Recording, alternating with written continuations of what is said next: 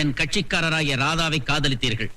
அவள் கர்ப்பமடைவதற்கு காரணமாக இருந்துவிட்டு இப்பொழுது கல்யாணத்திற்கு மறுக்கிறீர்கள். அதனால் என் கட்சிக்காரர் நியாயம் கூறி நீதிமன்றத்திற்கு இப்போ முடிவு செய்துள்ளார். இந்த நோட்டீஸ் கண்ட ஒரு வாரத்திற்குள் உங்களிடமிருந்து தகுந்த பதில் வராவிட்டால் உங்களுக்கு எதிராக என் கட்சிக்காரர் சார்பாக வழக்கு தொடரப்படும். J Shakuntala MA LLB. வக்கீல் நோட்டீஸ் அனுப்பிச்சிருக்கிறா. எல்லா மாடுமே முட்டாதுன்னு நினைச்சு முட்டாள்தனமா நடந்துகிட்டியே, இப்ப முட்டிடுச்சு பாத்தியா? இல்ல டாடி, உன்னை எனக்கு தெரியும். என்னங்க, அந்த பொண்ணை ராஜாவுக்கு நடக்காது. ராதாவுக்கு என் மகனுக்கு எந்த விதமான தொடர்பு இல்லை நிரூபிச்சு காட்டுறேன். சகுந்தலா, பிள்ளைக்காக அப்பா ஆஜராக மாட்டாருங்கிற தைரியத்துல தானே நீ நோட்டீஸ் விட்டுருக்க. நானே வாதாடுறேன்.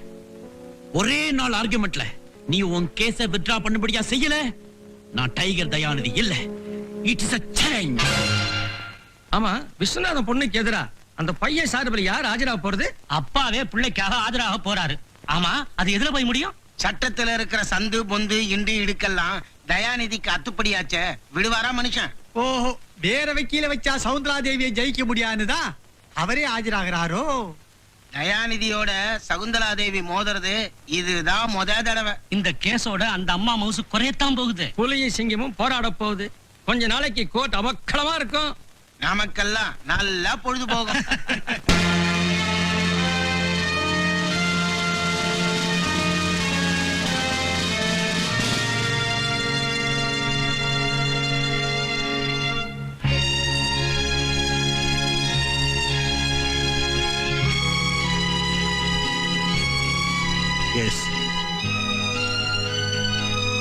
இந்த வழக்கில் அட்வொகேட் தயாநிதியின் மகன் ராஜா மீது கோர்ட் குமாஸ்தா விஸ்வநாதனின் மகள் ராதா தனது வக்கீல் சகுந்தலா தேவியின் மூலம் குற்றப்பத்திரிகை தாக்கல் செய்திருக்கிறார்.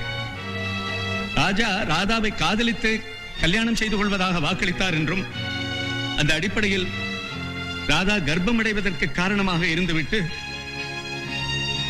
பிறகு கல்யாணம் செய்து கொள்ள மறுத்துவிட்டார் என்றும் குற்றம் சாட்டப்பட்டிருக்கிறது. Yes, you can proceed with the case.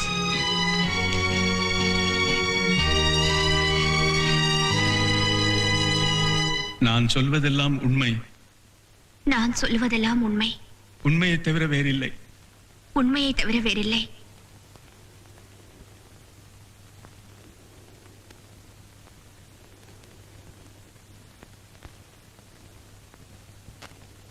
Radha, இந்த ராஜாவை உனக்கு எவ்வளவு நாளா தெரியும்?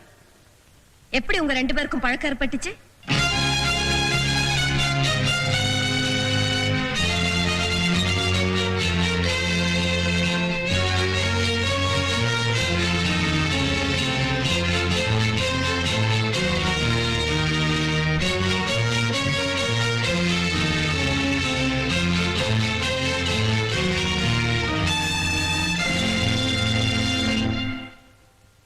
யுவர் ஆனர், பெண் என்பவள் எப்பொழுதுமே வசப்படுகிறவள், அன்பு வசப்படுகிறவள், காதல் வசப்படுகிறவள், ஆண்கள் வசப்படுத்துகிறவர்கள்.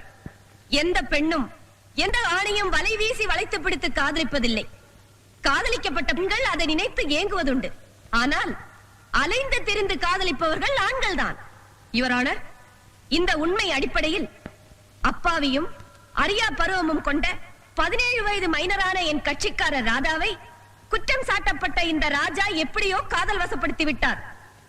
ராஜா ராதாவை காதலித்தது அவள் அன்பை அடைய வேண்டும் என்பதற்காக அல்ல, அவள் அழகை அனுபவிக்க வேண்டும் என்ற வெறி. அந்த காம வெறிக்கு காதலின் பெயராலும் கல்யாண நம்பிக்கையாலும் என் கட்சிக்காரர் ராதா பலியானாள். யுவர் ஆனர், காதல் வேறு, காமம் வேறு. ஆணுடைய சரீர பசிக்கு பெண்ணுடைய உடல் தேவைப்படுகிறது. ராஜாவின் தேவை தீர்ந்து விட்டது. ராதாவுக்கு கல்யாணம் தேவைப்பட்டது. ராஜா தட்டி கழித்தார். ராதா கர்ப்பமானாள். ராஜா கல்யாணத்திற்கு மறுத்துவிட்டார். ராதா பெற்றோரால் வெறுத்து ஒதுக்கப்பட்டாள். விதி என்ற வெள்ளத்தில் அவளை தள்ளிவிட்ட ராஜா நாளைக்கு வேறொரு பெண்ணை மணந்து கொண்டு உல்லாசப்படகு ஓட்ட போகிறார். இது என்ன நியாயம்? இது என்ன நீதி? யுவர் ஆனர், சென்ற டிசம்பர் 83 சென்னையில் நடந்த அனைத்து பெண்கள் சங்க மாநாட்டில் ஹைகோர்ட் நீதிபதி சொன்ன கருத்தை இங்கு நான் படித்து காட்ட வேண்டியது அவசியம் என்று கருதுகிறேன். Yes. பெண்களை மானபங்கப்படுத்துபவர்களுக்கு 10 ஆண்டு கடுங்காவல் ஜெயில் தண்டனை விதிக்கப்பட வேண்டும் என்று பாராளுமன்றத்தில் நிறைவேற்றப்பட்ட சட்டம் மிகவும் வரவேற்கத்தக்கது. இந்த சமுதாயத்தில் ஒரு பெண் மானபங்கம் செய்யப்பட்டால் அவள் தற்கொலை செய்து கொள்வதை தவிர வேறு வழி இல்லை. பெண்களுக்கு இழைக்கப்படும் கொடுமைகளை ஒவ்வொரு பெண்ணும் சிந்தித்து பொறுத்துக் கொள்ள வேண்டிய நிலையில் இருக்கிறார்கள். பெண்கள் இதுவரை ஆண்களுடைய கொடுமைகளை எதிர்த்து போராடியதில்லை. ஆனால் இப்போது பெண்கள் தங்கள் உரிமைகளுக்காக போராடும் காலம் வந்துவிட்டது. யுவரான, அந்த காலகட்டத்தின் வழிகாட்டியாக வந்து நிற்கும் என் கட்சிக்காரருக்கு நியாயம் வழங்க வேண்டும். ஒரு மைனர் பெண்ணை மயக்கி கெடுத்து நம்பிக்கை துரோகம் செய்த இந்த குற்றவாளிக்கு தகுந்த தண்டனை அளிக்க வேண்டும் என்று மாண்புமிகு நீதிபதி அவர்களை கேட்டுக்கொள்கிறேன். That's all your honour. எதிர்த்தரப்பு வழக்கறிஞர் தன் வாதத்தை எடுத்துக் கூறலாம்.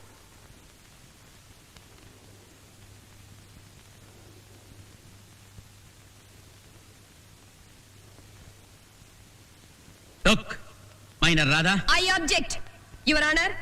எதிர்த்தரப்பு வக்கீல் என் கட்சிக்காரரை கேலி செய்கிறார். அவள் பெயர் மைனர் ராதா அல்ல, வி ராதா அல்லது ராதா விஸ்வநாதன். யுவர் ஆனர், ராதா அப்பாவி, அறியா பருவம் கொண்ட மைனர் என்று வாதியின் வக்கீல் வர்ணித்தார். ராதா மைனர் என்பதால் ஏமாற்றப்பட்டார் என்ற காரணத்தின் அடிப்படையிலே தான் இந்த வழக்கே தொடரப்பட்டிருக்கிறது. அதை எல்லோருக்கும் சுட்டிக்காட்ட வேண்டும் என்பதற்காகவே இவரை நான் அப்படி அழைத்தேன். Objection overruled. மைனர் ராதா, அறியா பருவத்தில் இருக்கிற நீ ராஜாவை காதலிச்சது அறிஞ்சா அறியாமலா? நீங்க கேக்குறது எனக்கு சரியா புரியல. ராஜாவை நீ விரும்பித்தானே காதலிச்ச? ஆமா. எதுக்காக காதலிச்ச? கல்யாணம் செய்துக்கிறதுக்காக. ஏன் கல்யாணம் செய்துக்கணும்? நான் அவரை மனசார காதலிச்சேன். நீ காதலிச்சதுனால அவரை கல்யாணம் செய்துக்கணும்னு நினைச்சியா, இல்ல கல்யாணம் செய்துக்கணுங்கிற ஆசையினால காதலிச்சியா? கல்யாணம் செய்துக்கணுங்கிற எண்ணத்துலதான் காதலிச்சேன். எண்ணமா ஆசையா? எப்படி வேணாலும் எடுத்துக்கோங்க. குட். ராஜாவை கல்யாணம் செய்துக்கணும்னு ஆசைப்பட்ட, அதனால காதலிச்சேங்கிற. ஏன் ராதா, அந்த இன்ஸ்டிடியூட்ல எத்தனையோ வாலிபர்கள் இருக்கும்போது ராஜாவை மட்டும் ஏன் கல்யாணம் செய்துக்கணும்னு ஆசைப்பட்ட? நல்லா இருக்கு சார் நீங்க கேக்குறது. அத்தனை பேரும் என்ன காதலிக்கலையே. அவர் ஒருத்தர் மட்டும்தான் என்ன காதலிக்கிறதா சொன்னாரு.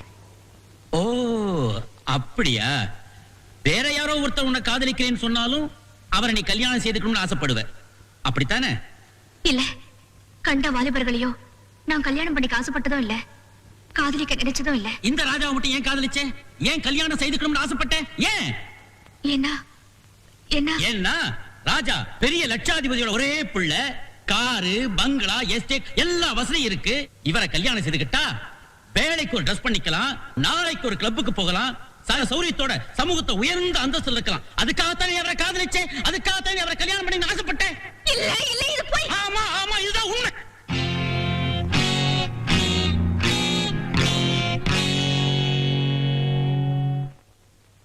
மைனர் ராதா, நீ ராஜா கூட மோட்டார் சைக்கிளை சுத்தின இல்லையா? ஆமா. எங்கெல்லாம் போன? பார், பீச், ஹோட்டல், சினிமா தியேட்டர். அங்க எல்லாம் அவரோட இருந்தப்போ எப்பவாவது கல்யாண பேச்ச அவரா ஆரம்பிச்சாரா? அவரா ஏதாவது வாக்குறுதி கொடுத்தாரா? இல்ல. அப்போ கல்யாணம் பண்ணிக்கிற எண்ணமே அவருக்கு இல்ல, உனக்குள்ள ஒரு ஆசை அப்படி இருந்திருக்கு இல்ல? என் மாதிரி அவருக்கும் அந்த எண்ணம் இருக்குன்னு தான் நான் நினைச்சேன். நீ மட்டும்தான் நினைச்ச, அவர் நினைக்கல, அதனால சொல்லல. அதுதான் உண்மை. இந்த உண்மை அப்புறமா தான் எனக்கு தெரிஞ்சு. கௌரவங்கிற கோட்டுக்குள்ளேயே ராஜா நின்னுட்டாரு. நீ அதை தாண்டி கற்பனை உலகத்துக்கு போய் கனவு கண்டிருக்க இல்ல? வெல், யுவர் ஆனர், அப்பாவி, அறியா பருவம் கொண்ட மைனர் என்றெல்லாம் வர்ணிக்கப்பட்ட இந்த ராதா தரித்திர நிலையிலே இருந்தாலும் தந்திரக்காரி. வரதட்சணை கொடுத்து வாழ வைக்க முடியாத ஒரு வறுமையான குடும்பத்திலிருந்து விடுபடுவதற்காக திட்டம் வகுத்தாள். டைப்ரைட்டிங் இன்ஸ்டிடியூட்டில் அத்தனை பேரிலும் ராஜா ஒருவனே லட்சாதிபதி என்பதை தெரிந்து கொண்டாள். அவரை பிடிப்பதற்காக காதல் என்னும் கண்ணி வைத்தால், கண்ட இடங்களுக்கு கூட்டிச் சென்றால், சந்தர்ப்பம் கிடைக்கும் போதெல்லாம் கல்யாண பேச்சை எடுத்திருக்கிறாள். ஆனால் ராஜா அது சம்பந்தமாக வாயை திறக்கவே இல்லை என்பது வாதியின் வாக்குமூலத்திலிருந்து நன்றாக புரிகிறது. யுவர் ஆனர், இப்பொழுதுதான் என் வாதத்தின் முக்கியமான பகுதிக்கே நான் வருகிறேன். ஆவதும் பெண்ணால், அழிவதும் பெண்ணால். கண்ணகி பிறந்த அதே மண்ணில் தான் மாதவியும் பிறந்தாள். கோவலன் ஒரு உத்தம பத்னியின் கணவன் என்று தெரிந்திருந்தும் மாதவி அவனை மயக்கி வசப்படுத்தவில்லையா? அதே கலையை தான் கையாண்டிருக்கிறாள் இந்த மைனர் ராதா. கடற்கரைக்கு கூட்டிச் சென்றால், தன் அழகு மேனியை நீரிலே நனைய வைத்த அங்கங்களை பளிச்சிட வைத்தாள். உல்லாச விடுதியின் அறைக்குள் அழைத்துச் சென்றால், அங்கே அந்த இரும்பு துண்டை இந்த காந்தம் இழுத்துக் கொண்டது. ஐ ஆப்ஜெக்ட் யுவர் ஆனர், குற்றவாளியின் வக்கீல் என் கட்சிக்காரரை தவறான திசைக்கு திருப்புகிறார். தகுந்த ஆதாரம் இல்லாமல் தலையை கால் என்றும் காலை வால் என்றும் கூறுகிறார். உண்மையை மறைத்து பெண்மையை இழிவுபடுத்துகிறார். No your honour, no. பெண்களை பற்றி எந்த குறையையும் நானாக சொல்லவில்லை. கதை பெண்ணே, நான் தலைகால் புரியாமல் பேசவில்லை. தகுந்த ஆதாரங்களோடு தான் வாதாடுகிறேன். யுவர் ஆனர், என் கட்சிக்காரர் மூலமாகவே நடந்த உண்மைகளை தாங்கள் அறிய செய்ய வேண்டியது என்னுடைய கடமை. அதற்கு தங்களுடைய அனுமதியை கோருகிறேன். Yes, proceed. Thank you. Mister Raja, உங்களுக்கும் ராதாவுக்கும் என்ன உறவு, எப்படி தொடர்பு? டைப்ரைட்டிங் இன்ஸ்டியூட்ல ஒண்ணா படிச்சதுல கொஞ்சம் பழக்கம். பழக்கம்னா சாதாரண சிநேகிதம். நீங்க அவளை காதலிச்சீங்களா? இல்ல. கல்யாணம் செஞ்சுக்கிறதா சொன்னீங்களா? இல்லவே இல்ல. நீங்க ரெண்டு பேரும் எங்கேயாவது பிக்னிக் போனது உண்டா? உண்டு. எங்க? மகாபலிபுரம். எப்போ? 4 மாசத்துக்கு முன்னால. தேதி நானும் இருக்கா? டிசம்பர் 5ஆம் தேதி. அன்னைக்கு என்ன நடந்தது? ராதா என்ன பீச்சுக்கு கூட்டிட்டு போனேன். கடல்ல குளிக்கலாம்னு சொன்னா, எனக்கு நீச்சல் தெரியாதேன்னு சொன்னேன். திடீர்னு என்ன பிடிச்சி அலையில தள்ளிட்டா, அவளும் என் மேல விழுந்துட்டா. என் துணியெல்லாம் நனைஞ்சிடுச்சு. இந்த ஈர துணியோட எப்படி வீட்டுக்கு போறதுன்னு கேட்டேன். பக்கத்துலயே ஹோட்டல் இருக்கு, அங்க ஒரு ரூம் எடுத்து துணியெல்லாம் காய வச்சுட்டு அப்புறமா போலான்னு சொல்லி கூட்டிட்டு போனா. அப்புறம் ஒரு ரூம்குள்ள போனதும் கதவு மூடி தாப்பா போட்டுக்கிட்டா. பட்டுன்னு புடவை அவுத்து போட்டுட்டு என்ன ஒரு மாதிரியா பார்த்தா. எனக்கு வெக்கமா இருந்தது. திரும்பி நின்னுக்கிட்டேன். அவ சிரிச்சுக்கிட்டே, இந்த காலத்துல இப்படி ஒரு மக்கு பிள்ளையான்னு சொல்லிக்கிட்டே கமான் சொல்லிக்கிட்டே என்ன இறுக்கி பிடிச்சுக்கிட்டா. கன்னத்துல கழுத்துல எங்க பார்த்தாலும் முத்தம் கொடுத்தா. நான் அப்படியே பயந்து அவளை தள்ளிட்டு வெளியே ஓடி வந்துட்டேன். அதுக்கப்புறம் அந்த அப்பாவி பொண்ண எங்கேயாவது சந்திச்சீங்களா? நான் சந்திக்கல, அவ தான் என்ன சந்திச்சா. எப்போ? 2 மாசத்துக்கு அப்புறம். அப்ப என்ன நடந்தது? நீங்க என்ன கல்யாணம் பண்ணிக்கணும்னு சொன்னா, நான் எங்க அப்பா அம்மா அனுமதி இல்லாம யாரையும் கல்யாணம் பண்ணிக்க மாட்டேன்னு அடிச்சு சொல்லிட்டேன். அதுக்கப்புறம் நான் கர்ப்பமா இருக்கேன்னு சொன்னா, நான் அப்படியே நடுங்கிட்டேன். ஐயோ, கல்யாணம் ஆகிறதுக்கு முன்னாடி எப்படி கர்ப்பமானேன்னு கேட்டேன். கல்யாணம் ஆகிறதுக்காகவே கர்ப்பமானேன்னு சொன்னா. உன் வயித்துல இருக்கிற குழந்தைக்கு யார் அப்பான்னு கேட்டேன். எவனோ ஒருத்தன் இப்போதைக்கு நீதான்னு சொன்னா. சத்தியமா நான் இல்லைன்னு சொன்னேன். நீ இல்லங்கிறது எனக்கும் உனக்கும் மட்டும்தான் தெரியும். உலகத்துக்கு நீதான் என் புருஷன். உன்னை சும்மா விட மாட்டேன். கோர்ட்ல கேஸ் போட்டு உன்னையும் உங்க அப்பாவையும் கொண்டு போய் நிறுத்திடுவேன்னு சொன்னா. மிரட்டினா. Please help me. Stop it. Your honour, இந்த நாட்டிலே வறுமையின் பெயரால் கற்பு விலை போகிறது. ஆனால் இதோ இந்த மைனர் ராதா அப்படி அல்ல. இவள் ஒரு தனி ரகம். வசதியான வாழ்க்கை வாழ வேண்டும் என்று ஆசைப்பட்டால் அதற்காக உண்மையிலேயே அப்பாவியான ஒரு பணக்கார வாலிபனை பிடித்து பல இடங்களுக்கு அழைத்து சென்றாள். ஊரில் பலர் பார்க்கும்படி செய்துவிட்டு தன்னையே கல்யாணம் செய்து கொள்ள வேண்டும் என்று மிரட்டி இருக்கிறாள். தான் ஒரு பெண், அதிலும் கர்ப்பிணி என்பதை வைத்து எல்லோருடைய அனுதாபத்தையும் பெற்றுவிடலாம் என்பதே அவளுடைய நோக்கம். இவள் பெண்மைக்கே களங்கம். இவள் பெண்ணின் பெருமைக்கே சாபக்கேடு. இவளுக்கு தகுந்த தண்டனை அளிப்பதன் மூலம் இந்த சமுதாயத்தில் இப்படிப்பட்ட பெண்கள் யாராவது இருந்தால் அவர்களுக்கும் இது ஒரு பாடமாக அமையும் என்பதை மாண்புமிகு நீதிபதி அவர்களுக்கு தெரிவித்துக் கொள்கிறேன். That's all, Your Honor.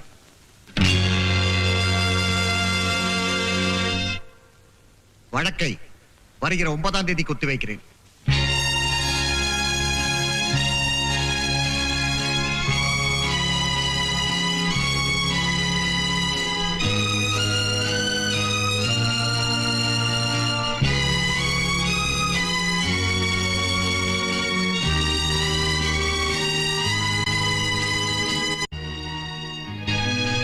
இந்த கேஸ் முடிகிற வரைக்கும் நான் கோர்ட்டுக்கு வரமாட்டேன். இந்த லீவ் லெட்டர் தயவு செய்து கொடுத்துருங்க. சரி, கொடுத்துட்றேன் சார். தேங்க்ஸ்.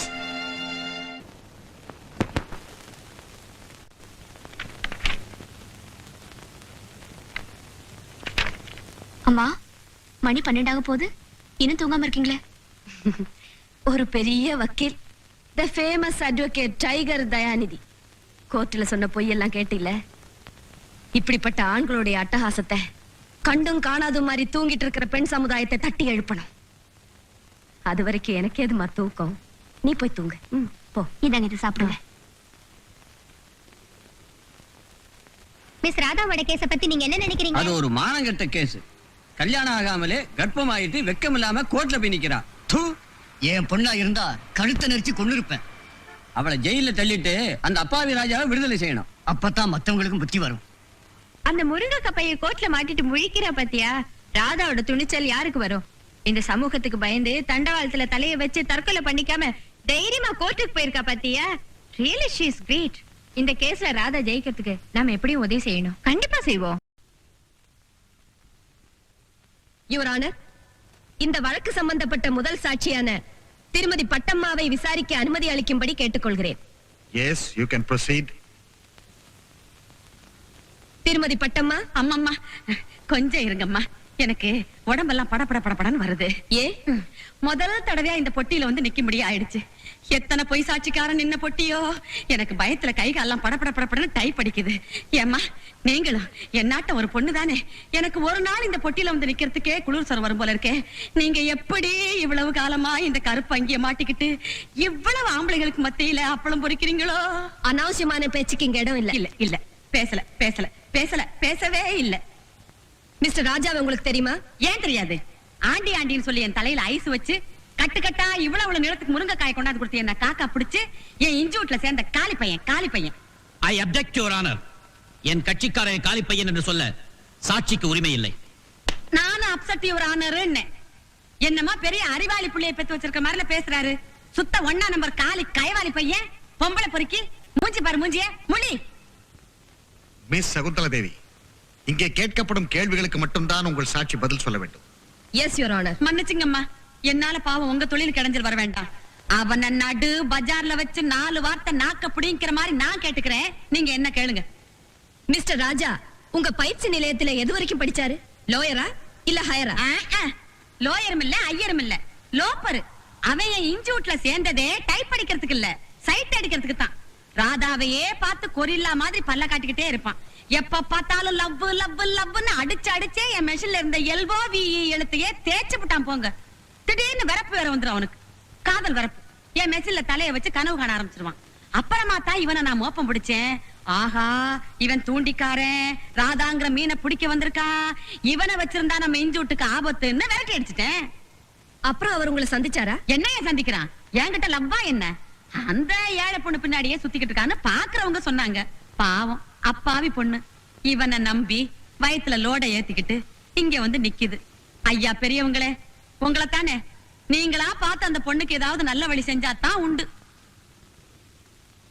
எதிர்த்தரப்பு வக்கீல் என் சாட்சியை குறுக்கு விசாரணை செய்யலாம். No questions. முத்தையா, அவர் உங்களுக்கு தெரியுமா?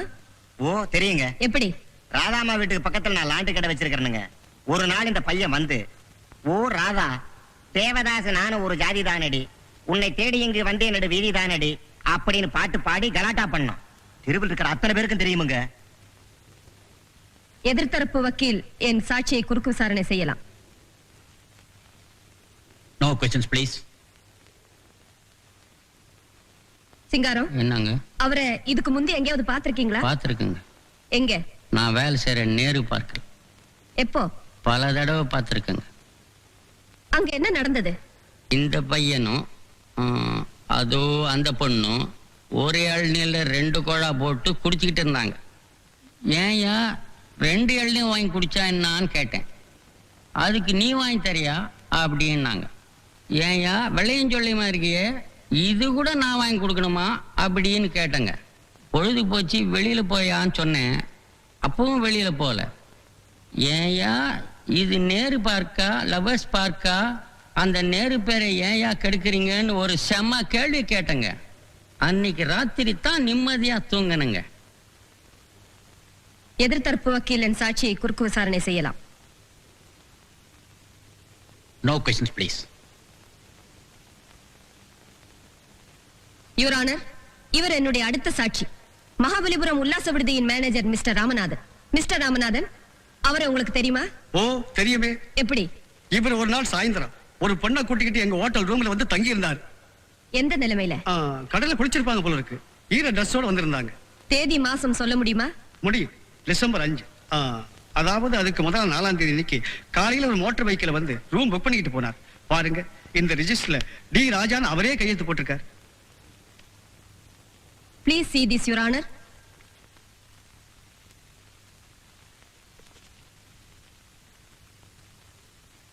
அவங்க 2 பேரும் ரூமுக்குள்ள எவ்வளவு நேரம் இருந்தாங்க? சுமார் 1 மணி நேரம் இருந்திருப்பாங்க. அதுக்கப்புறம் ராஜா மட்டும் தனியா வெளியே வந்தாரா? இல்லைங்க, 2 பேரும் சேர்ந்தே தான் வெளியே வந்தாங்க. That's all your honour. எதிர்த்தரப்பு வக்கீல் என் சாட்சியை குறுக்கு விசாரணை செய்யலாம்.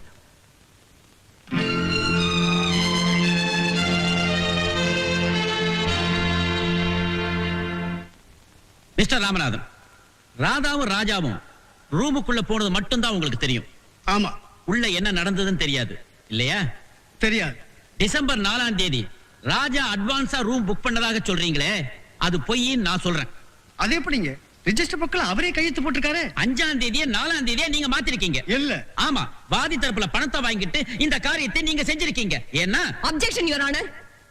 எதிர்த்தரப்பு வக்கீல் என் கட்சிக்காரரை பிடித்தபடி தளர்ந்து கொண்டே வருகிறது. அதனால்தான் நான் பணம் கொடுத்து பொய் சாட்சி சொல்ல வைப்பதாக என் மீது பழி சுமத்துகிறார். வக்கீல் தொழில் இந்த அளவுக்கு தரங்கட்டு போவதைக் கண்டு நான் வருந்துகிறேன். அதோடு யுவர் ஆனர், குற்றம் சாட்டப்பட்டிருக்கும் இந்த ராஜா உயர்ந்த அந்தஸ்து உள்ள குடும்பத்திலே பிறந்தவர். இவருடைய தந்தை பாட்டன் முப்பாட்டன் காலத்திலிருந்து பரம்பரை பணக்காரர். வாதியின் வக்கீல் சொல்வதைப் போல தரங்கட்ட வக்கீல் தொழில் செய்து அவர் தந்தை வயிறு வளர்க்கவில்லை. இந்த நகரத்திலே பெரும் புள்ளிகளிலே அவரும் ஒருவர். தொழில் பொறாமையின் காரணமாக அவருடைய ஒரே மகன் மீது கேவலமான ஒரு குற்றத்தை சுமத்தி கூண்டிலே நிறுத்தி வைத்திருக்கிறார்கள் என்றால் இது திட்டமிடப்பட்ட சதி. இந்த சதிக்கு பணம் பக்கபலமாய் இருக்கிறது என்று ஏன் நான் சந்தேகப்படக்கூடாது? அதனால் தான் சொல்கிறேன். யுவர் ஆனர், ராஜாவின் குடும்ப கௌரவத்தை நான் நன்கு அறிவேன். ராஜாவின் தந்தை ஒரு பிரபல வக்கீல் என்பதாலும் துரதிர்ஷ்டவசமாக அவரே தன் மகனுக்காக வாதாடுகிறார் என்பதாலும் என் வாதத்தின் வலிமையை நான் குறைத்துக் கொள்ள முடியுமா? இது திரைமறைவில் திட்டமிடப்பட்ட சதி என்கிறார். கோத்தார் இதை நன்கு கவனிக்க வேண்டும். என் கட்சிக்காரர் ராஜாவின் ஆஸ்தியில் பங்கு கேட்கவில்லை. தன் வயிற்றில் வளரும் குழந்தைக்கு அப்பா உரிமை கேட்கிறார். அவ்வளவுதான். இதில் என்ன திட்டம்? இதில் என்ன சதி? யுவர் ஆனர், ஒரு ஆணும் பெண்ணும் சாதாரண நண்பர்களாக பழகுவதை வைத்து அந்த பெண் அந்த ஆணை கல்யாணம் என்ற சங்கிலியால் இணைத்து கணவன் என்ற பூட்டால் பூட்டி தன் வசப்படுத்த நினைக்கிறாள் என்றால் இது சதி இல்லையா? யுவர் ஆனர், செக்ஸ் பைத்தியம் பிடித்து அலைகின்ற இந்த காலத்தில் ஒரு பருவ பெண்ணும் வாலிபனும் சாதாரண நண்பர்களாக பழகுவது முடியாத காரியம். எதிர்த்தரப்பு வக்கீல் வர்ணித்ததை போல இரும்பும் காந்தமும் இணைந்தே தீரும். பஞ்சும் நெருப்பும் பற்றிக் கொள்ளத்தான் செய்யும். இது இயற்கையின் நியதி. என்றால் என் கட்சிக்காரர் ராதாவை கட்டாயப்படுத்தி கற்பழித்தாரா? அப்படியே கட்டாயப்படுத்தி இருந்தாலும் ஒழுக்க உணர்வும் உறுதியான உள்ளமும் கொண்ட ஒரு பெண்ணால் தன் கற்பை எப்படியும் காப்பாற்றிக் கொள்ள முடியும். யுவர் ஆனர், அப்படி ஒரு மான போராட்டத்திலே ராதா ராஜாவை கொலை செய்திருந்தால் கூட நான் பாராட்டி இருப்பேன். 2 திருடர்கள் ஒன்று சேர்ந்தால் கொள்ளை அடித்ததில் ஆளுக்கு பாதி. 2 வியாபாரிகள் கூட்டு சேர்ந்தால் லாபமோ நட்டமோ தலைக்கு பாதி. ஆனால் திருமணத்துக்கு முன்பு ஒரு ஆணும் பெண்ணும் இணைந்து உடலுறவு கொண்டால் அதற்கான தண்டனையும் அவமானமும் பெண்ணுக்கு மட்டும்தான். தவறு செய்த ஆண்கள் தப்பித்து விடுகிறார்கள். இன்பத்தில் பங்கு கொள்ளும் ஆண்கள் பாவத்தில் மட்டும் ஏன் பங்கு கொள்வதில்லை? இது கடவுளை கேட்க வேண்டிய கேள்வி. உடல் உறவின் காரணமாக பெண்களுக்கு மட்டும்தான் தாய்மை அடையும் தன்மை இருக்கிறது. அந்த தாய்மை சின்னம் தான் அவளை காட்டிக் கொடுத்து விடுகிறது. 10 வருடங்கள் ஆனாலும் ஆண் ஆணாகவே இருக்கிறான். ஆனால் 10 மாதங்களுக்கு பிறகு பெண் ஒரு குழந்தைக்கு தாயாகி விடுவதால் பாவத்தின் பெரும் பங்கு அவளை போய் சேருகிறது. யுவர் ஆனர், இந்த இயற்கை அமைப்புக்கு காரணகர்த்தா ஆண்களா ஆண்டவனா? ஆண்டவனேதான். நான் மறுக்கவில்லை. ஒரு பெண்ணை கெடுத்தவன் இன்னொரு பெண்ணை மணக்கலாம்.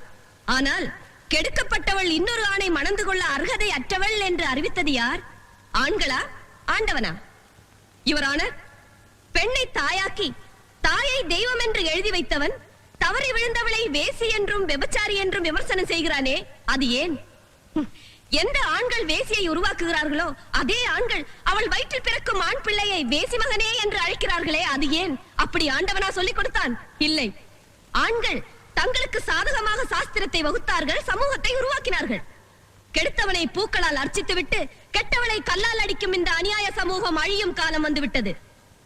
யுவர் ஆனர், ராஜா ராதாவை ஏற்றுக்கொள்ளாவிட்டால் அவள் எதிர்கால வாழ்க்கை எப்படி ஆகும் என்பதை இங்கு எல்லோருக்கும் எடுத்துக்காட்ட விரும்புகிறேன். அதற்காக கடைசியாக ஒரே ஒரு சாட்சியை மட்டும் தங்கள் முன் நிறுத்த எனக்கு அனுமதி அளிக்கும்படி கேட்டுக்கொள்கிறேன். Request granted. Thank you your honour. Megala, இப்படி வாமா. போ, அங்க போ.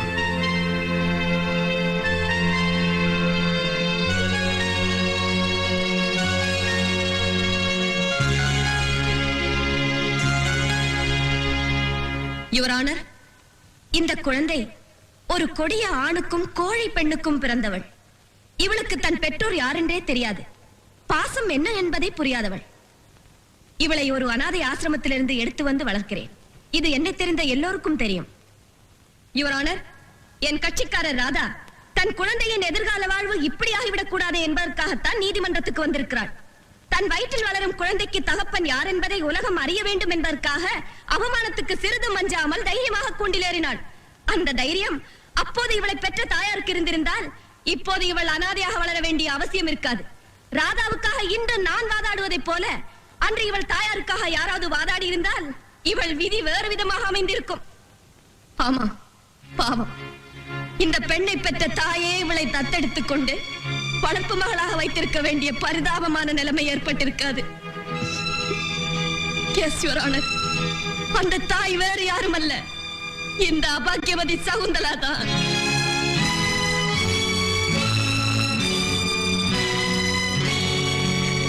இவள் என் மகள், என் வயிற்றில் பிறந்தவள். யுவர் ஆனர், என் வயிற்றில் பிறந்தவள்.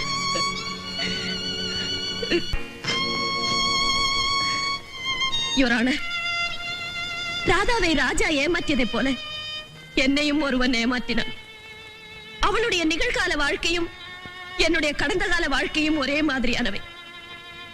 சில வருடங்களுக்கு முன்பு என் தந்தை பம்பாயில் புகழ்பெற்ற வக்கீலாக இருந்தார். அவரிடம் ஒரு வாலிபர் ஜூனியர் வக்கீலாக பயிற்சி பெற்றார். முதலில் அவருக்கும் எனக்கும் சாதாரண பழக்கம்தான் ஏற்பட்டது.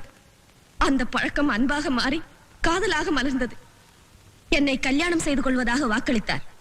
நான் அதை நம்பி அவர் ஆசைக்கு இணங்கினேன். அதன் விளைவாக நான் கர்ப்பமானேன்.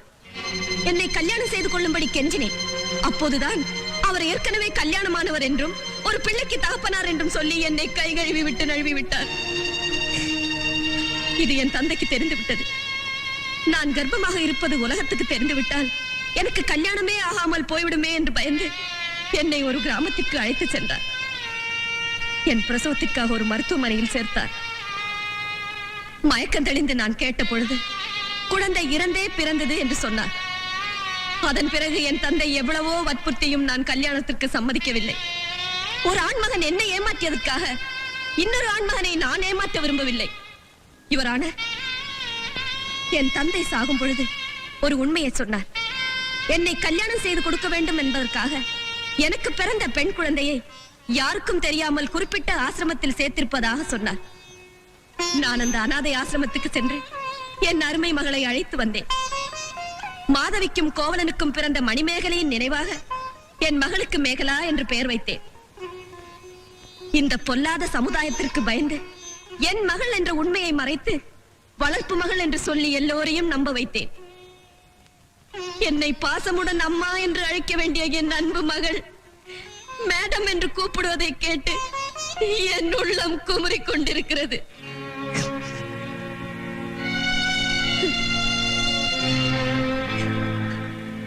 யுவரான, நேற்று வரை நான் கோழையாக இருந்தேன். இன்று எனக்கு துணிச்சல் வந்துவிட்டது. அந்த துணிச்சலை கொடுத்தவள் ராதா. இனி எனக்கு பயம் இல்லை. என் பெண்ணை என் வயிற்றில் பிறந்த மகள் என்று உலகத்துக்கு தெரிவித்து விட்டேன். இத்தனை வருஷமாக என் இதயத்தை அழுத்திக் கொண்டிருந்த பாரத்தை இப்போது இறக்கி வைத்து விட்டேன். யுவரான, எந்த முகூர்த்தத்தில் என் தந்தை எனக்கு சகுந்தலா என்று பெயர் வைத்தாரோ அந்த சகுந்தலையின் கேதி எனக்கும் ஏற்பட்டு விட்டது. அந்த சகுந்தலையாவது கடைசியில் தன் கணவரோடு சேர்ந்து விட்டாள். ஆனால் இந்த சகுந்தலைக்கு கணவரே இல்லை என்றாகிவிட்டது. யுவரான, இந்த சகுந்தலையை காதலித்து கர்ப்பமாக்கி கைவிட்ட அந்த துஷ்யந்தன் இதோ இந்த tiger தயாநிதிதான்.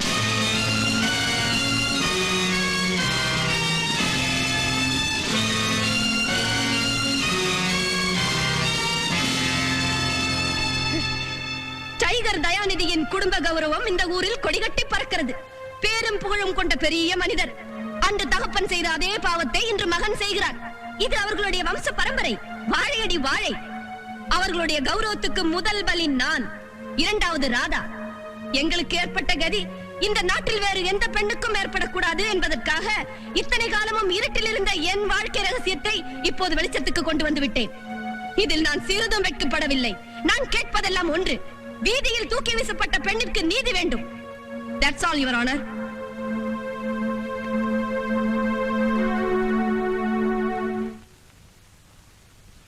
Court is adjourned.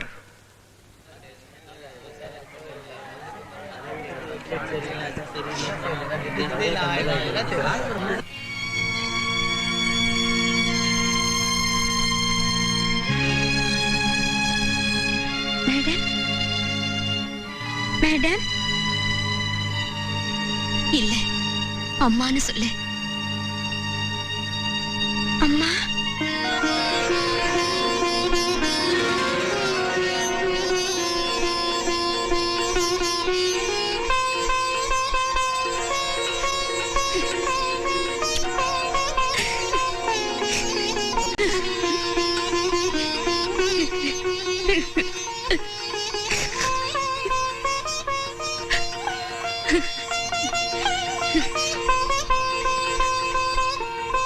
Radha, நான் பெத்த மகளை என் மகள்னு நிரூபிக்கிறதுக்கு எனக்கு நீ வாய்ப்பு ஏற்படுத்தி கொடுத்தியே. நன்றிமா, நன்றி. இல்லம்மா, அப்பாவை போலத்தான் பிள்ளையோன்னு நிரூபிச்சு காட்டினீங்களே, அதுக்காக வாழ்நாள் பூரா நான் தான் உங்களுக்கு நன்றி கடன்பட்டிருக்கேன். நடக்கிறது உன் வழக்கு இல்லம்மா, என் வழக்கு.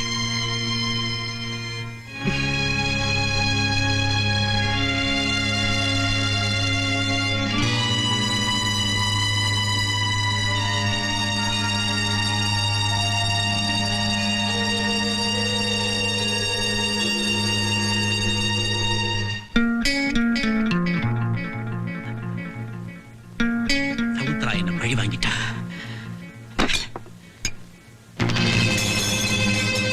சமுத்திரா, என்ன நீ தலைகுனிய வச்சுட்ட. அதே கோர்ட்ல உன்னை நான் தலைகுனிய வைக்கிறேன். என்ன ஆனாலும் சரி, உன்னை தோக்கடிச்சு துரத்துற வரைக்கும் எனக்கு தூக்கமே கிடையாது. I am Tiger Dayanidhi. Yes, I am Tiger Dayanidhi.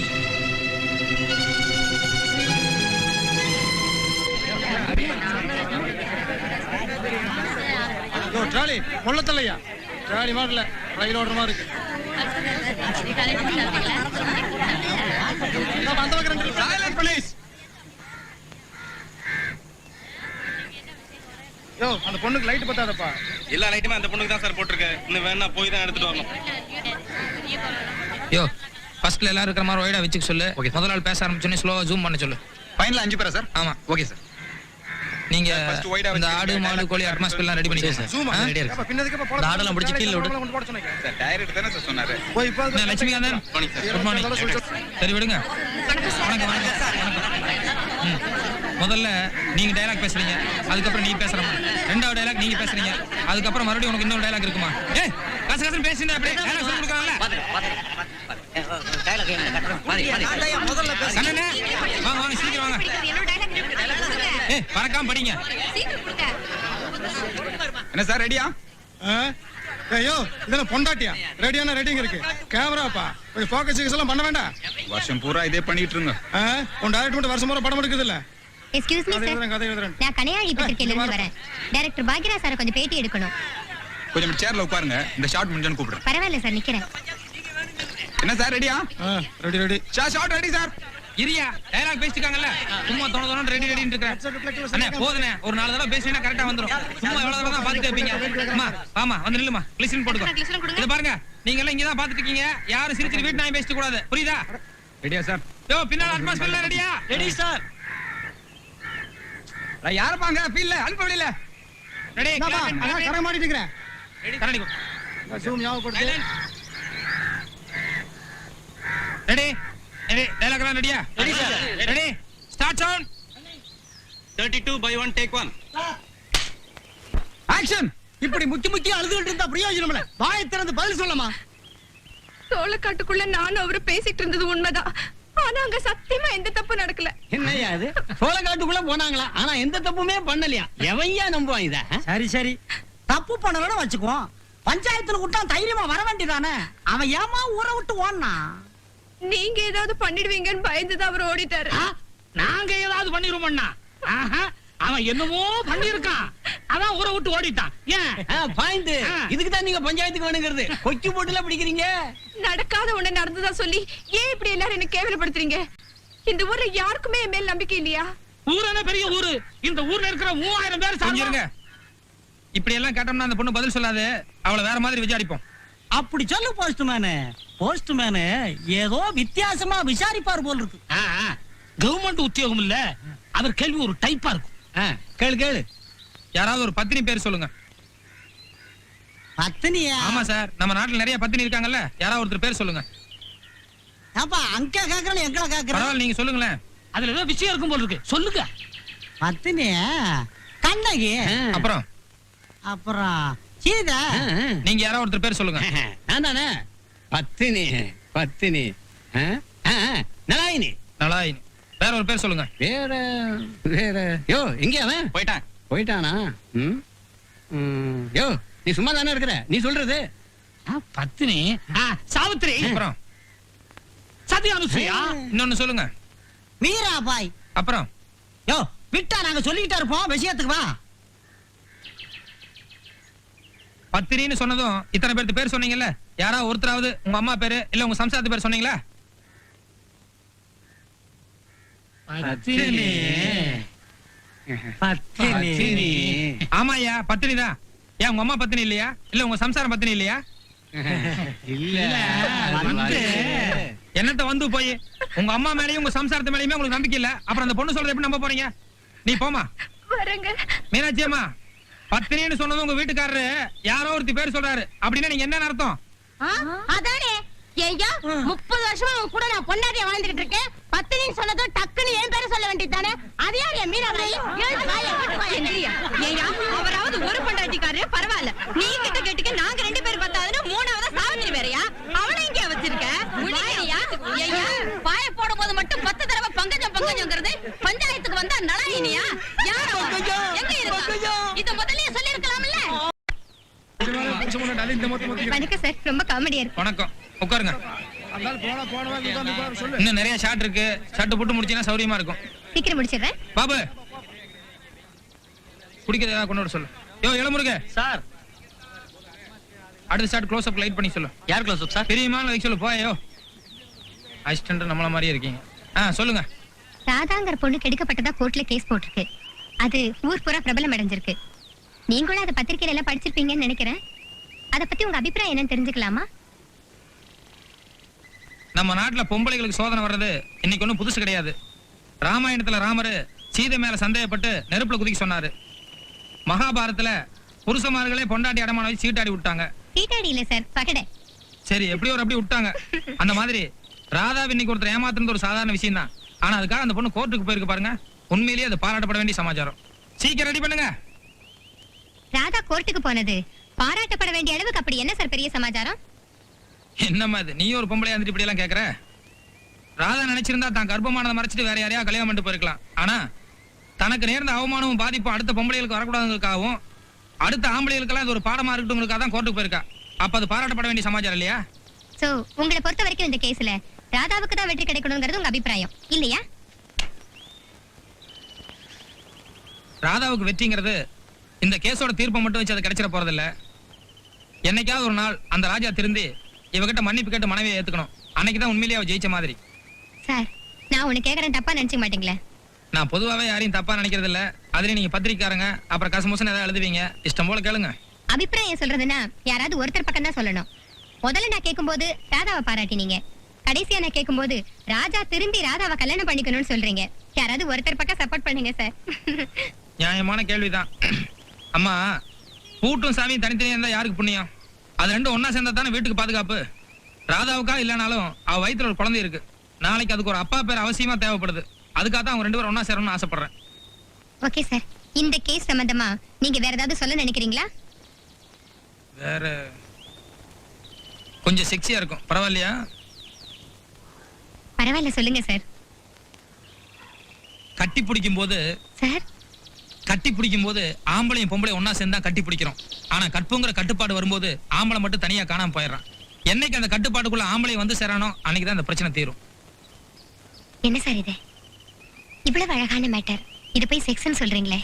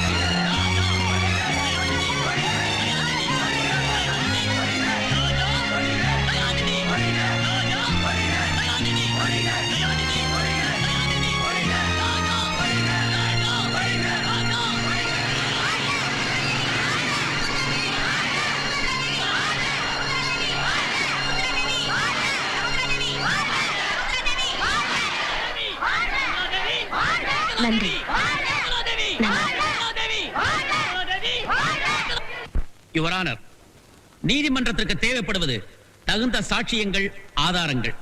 அன்றைக்கு கோட்டார் அவர்களின் கவனத்தை திசை திருப்பி தனக்கு கருணை கிடைப்பதற்காக வாதியின் வக்கீல் தன் வாழ்க்கை வரலாறு என்ற நாடகத்தை நடத்தி காட்டினார். அந்த கதைக்கு ஏதாவது ஆதாரம் உண்டா, சாட்சிகள் உண்டா? எதுவுமே கிடையாது. இந்த வழக்குக்கு சிறிதும் சம்பந்தமில்லாத அதை பற்றி வாதம் செய்து கோட்டார் அவர்களின் நேரத்தை நான் வீணாக்க விரும்பவில்லை. என் கட்சிக்காரர் குற்றவாளி அல்ல என்பதை நிரூபிக்க மிஸ் ராதா அவர்களை மீண்டும் விசாரிக்க அனுமதி கோருகிறேன். Request granted. மிஸ் ராதா, அன்னைக்கு கடற்கரை ஹோட்டல் ரூம்ல என்ன நடந்துச்சு?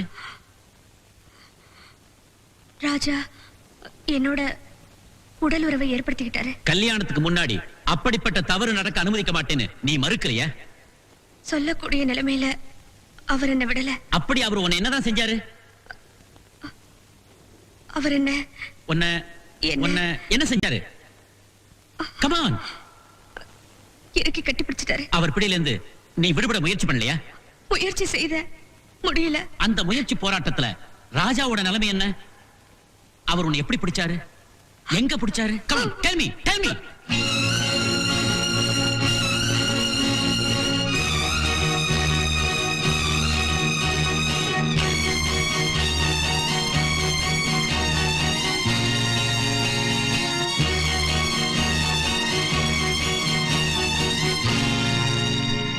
யுவர் ஆனர், நிறைந்த நீதிமன்றத்தில் ஒரு இளம் பெண்ணிடம் ஈவு இரக்கமில்லாமல் ஒரு அட்வொகேட் அருவருக்கும்படியான ஆபாச கேள்விகளை கேட்பதை நான் மறுக்கிறேன். இது என் கட்சிக்காரருக்கு பெருத்த அவமானம். வழக்கு என்று வந்து கூண்டில் ஏறி நின்று விட்டால் வக்கீல் கேட்கும் கேள்விகளுக்கு பதில் கூறித்தான் ஆக வேண்டும். நான் கேட்பது மிக முக்கியமான கேள்விகள். கல்வி, நாகரீக, மான உணர்வு கொண்ட எந்த பெண் தான் இந்த மாதிரி கேள்விகளுக்கு பதில் சொல்லுவாள்? ஒரு பருவ பெண் வெட்கமானத்தை விட்டு இவ்வளவு பேர் மத்தியிலே நின்று அவன் தன்னோடு உடலுறவு கொண்டான் என்று தைரியமாக சொல்லும் போது அது சம்பந்தமான என் கேள்விகளுக்கு மட்டும் ஏன் பதில் சொல்ல முடியாது? எனக்கு தெரியும், சொல்ல முடியாது. ஏனென்றால் என் கட்சிக்காரர் உடலுறவு கொண்டதற்கு எந்த விதமான ஆதாரங்களும் கிடையாது. அந்த காட்சியை கண்ணால் கண்டதற்கு சாட்சி கிடையாது. இப்படி நடந்திருக்கலாம், அப்படி நடந்திருக்கலாம் என்ற அனுமானங்கள் அர்த்தமற்றவை. சமூகத்தில் ஒருவன் பலவிதமாக விமர்சிக்கப்படலாம். சட்டத்தின் பார்வையில் அவன் குற்றவாளியா? வாதிக்கு கொடுமை இழைக்கப்பட்டால் அந்த குற்றத்தை நிரூபிக்க தேவைப்படுவது கடிதங்கள், புகைப்படங்கள், தடயங்கள், தகுந்த ஆதாரங்களை தவிர ஜோடிக்கப்பட்ட கதைகள் அல்ல. தகுந்த சாட்சியங்கள் தாக்கல் செய்யப்படாத வரையில் சட்டத்தின் நேர் பார்வையில் என் கட்சிக்காரர் குற்றவாளி அல்ல அல்ல. That's all, Your Honor. Your honour, mister தயாநிதியை நான் சில கேள்விகள் கேட்க விரும்புகிறேன். Yes, proceed.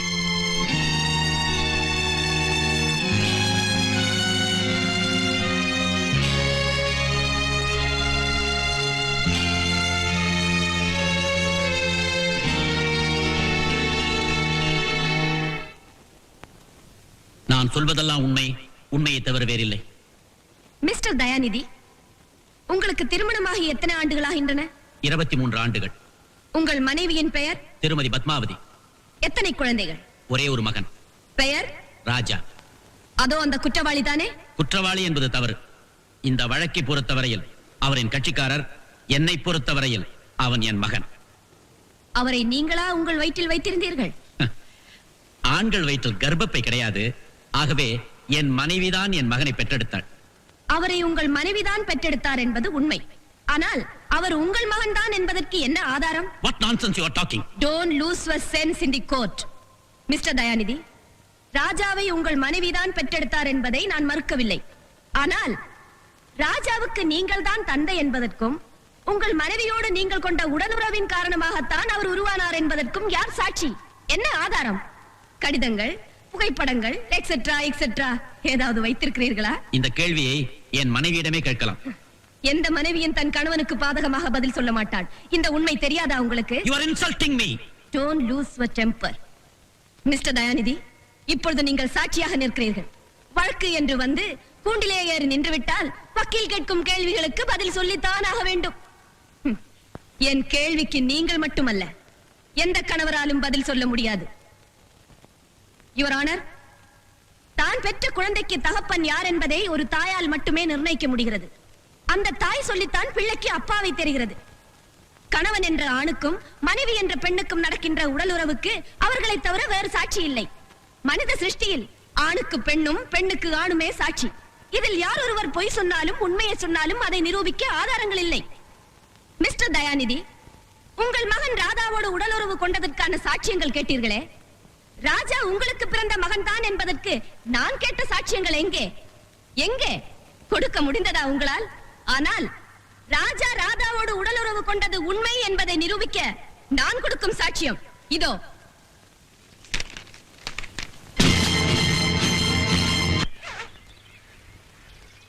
நம்ம காதல் சின்னம் அவமான சின்னமாக கூடாது.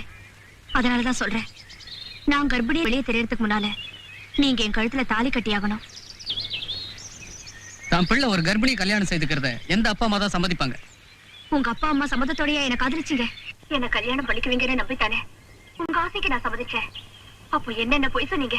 ராதா, காதல்ங்கிறது ஒரு விதமான பசி.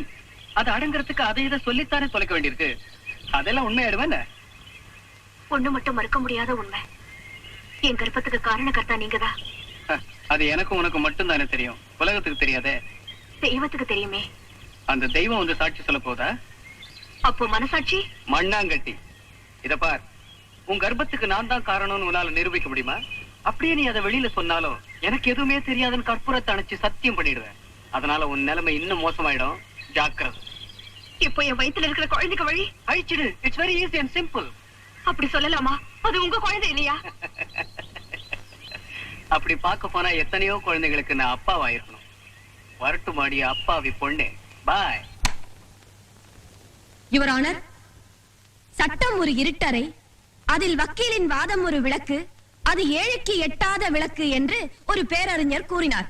அந்த விளக்கு ஏழை ராதாவுக்கு எட்டியே ஆக வேண்டும் என்பதற்காகத்தான் இந்த வழக்கை நான் எடுத்துக்கொண்டேன். குற்றவாளி ராஜா வக்கீல் தயாநிதியின் மகன்தான் என்று தெரிந்ததும் ராஜாவின் பேச்சை டேப் ரெக்கார்டரில் பதிவு செய்யும்படி நான் தான் ராதாவிடம் கூறினேன்.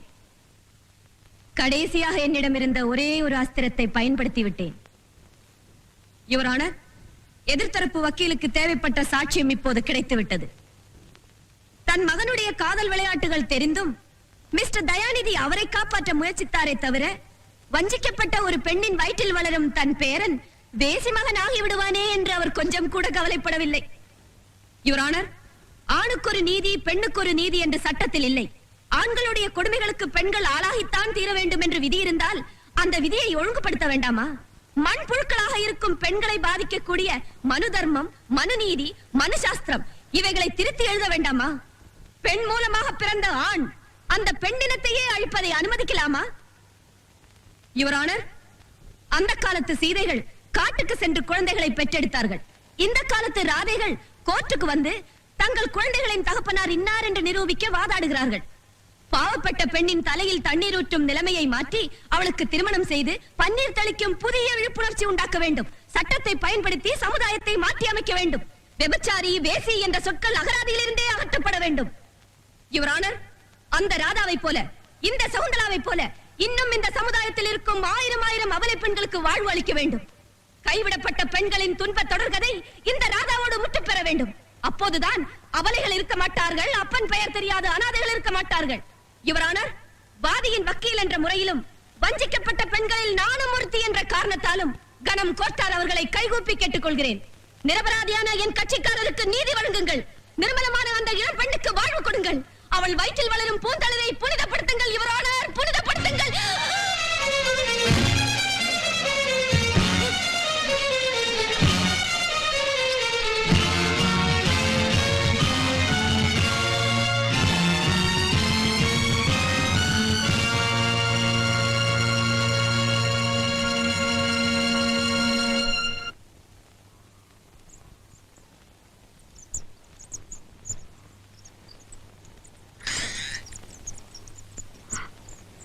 டாக்டர், இப்போ உங்களுக்கு எப்படி இருக்கு? She is all right.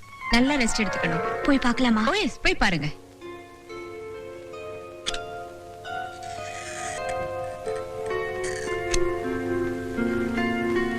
அம்மா, அம்மா,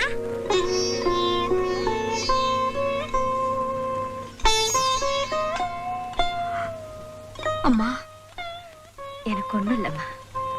ஐ அம் ஆல் ரைட். நீதிமன்றத்துல உன் விதி நிர்ணயிக்கப்பட போகுது. தீர்ப்பு என்னன்னு தெரிஞ்சுக்கிறதுக்கு நீ அவசியம் கோர்ட்டுக்கு போகணும். சரிம்மா. மிஸ் ராதா ஒரு மைனர். மிஸ்டர் ராஜா அவருடன் உடலுறவு கொண்டு தாய்மை அடை செய்தார் என்பது தகுந்த ஆதாரங்களுடன் நிரூபிக்கப்பட்டிருக்கிறது. ராதா தன்னை மணந்து கொள்ளும்படி மன்றாடியும் ராஜா மறுத்திருக்கிறார். இந்திய குற்றவியல் 420 பிரிவின்படி குற்றவாளியின் குற்றம் ஊர்ஜிதம் செய்யப்படுகிறது. ராதாவை திருமணம் செய்து கொள்ளும்படி நீதிமன்றம் ராஜாவுக்கு ஆணையிடுகிறது. Order, order. மறுத்தால் அவர் 6 மாத சிறை தண்டனை அனுபவிக்க வேண்டும். ராஜாவை மணப்பதோ மறுப்பதோ ராதாவின் விருப்பத்தை பொறுத்தது. அவருக்கு பிறக்கப் போகும் குழந்தை சட்டப்படி ராஜாவின் வாரிசாகும். இந்த வழக்கில் வாதியின் சார்பில் பெண்ணினத்திற்கு தேவையான நல்ல கருத்துக்களுடன் வாதாடிய திருமதி சகுந்தலா தேவியை நான் பாராட்டுகிறேன்.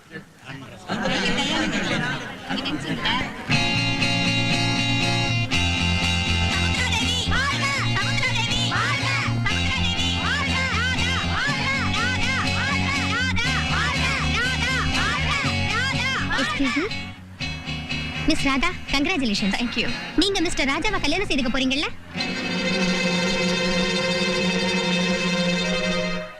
நிச்சயமா இல்ல. பின்ன ஏன் கேஸ் போட்டீங்க? என் வயித்துல இருக்கிற குழந்தைக்கு அப்பா யாருன்னு எல்லாருக்கும் தெரியணுங்கிறதுக்காகத்தான். நான் வரட்டுமா? இன்னும் ஒரே ஒரு கேள்வி. I am very sorry. Shakuntala அம்மாவை பார்க்கறதுக்கு நான் உடனே ஹாஸ்பிட்டலுக்கு போகணும். வரேன். ஓகே. ராஜா, வா போலாம்.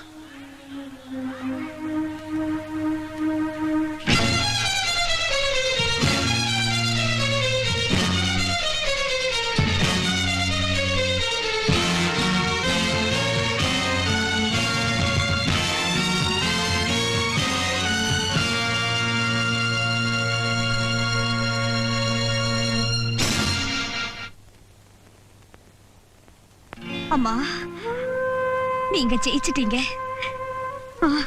இல்லம்மா, நீதான் ஜெயிச்ச. ராதா, உன் விதிய மாத்தி எழுதுறதுக்கு கடவுள் என்ன வச்சிருந்தாரு. ஆனா என் விதிய மாத்துறதுக்கு யாருமே இல்லாம போயிட்டாங்க. God bless you.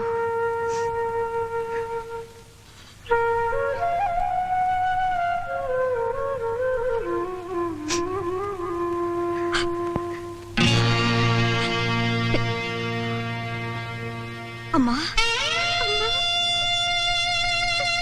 அம்மா, அம்மா, அம்மா,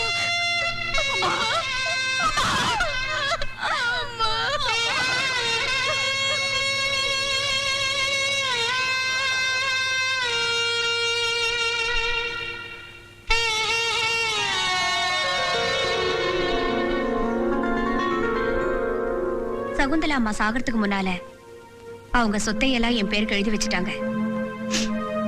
அவங்க ஞாபகார்த்தமா இந்த பள்ளிக்கூடத்தை நடத்திக்கிட்டு இருக்கேன். எதிர்காலத்துல இது ஒரு பெரிய காலேஜ் ஆகணும். அவங்க மகள் மேகலா இதுக்கு கரஸ்பாண்டா இருக்கணும். என் பிள்ளை பிரின்சிபல் ஆகணும். இதுதான் என் லட்சியம். பெண்ணினத்துக்கு பெருமை தேடி தந்து உங்களை பாராட்டுறேன். அதே சமயத்துல இப்படி ஒரு கெட்டவரை கணவரை அடைஞ்சதுக்காக நான் வெட்கப்படுறேன்.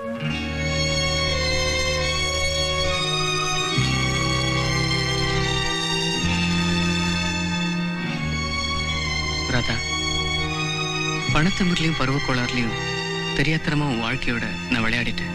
என்னை மன்னிச்சிட்டேன். அருணா, இந்த விஷயத்தை உங்ககிட்ட சொல்லாம இருந்தது என் தப்புதான். உங்களோட வீட்டுக்கு வரதுக்கு எனக்கு விருப்பம் இல்லை. அப்படி சொல்லக்கூடாது அருணா. என் விதிக்கும் உன் வாழ்க்கைக்கும் சம்பந்தம் இல்லை. அவர் உன் கணவர். சந்தோஷமா வீட்டுக்கு போ. Good bye.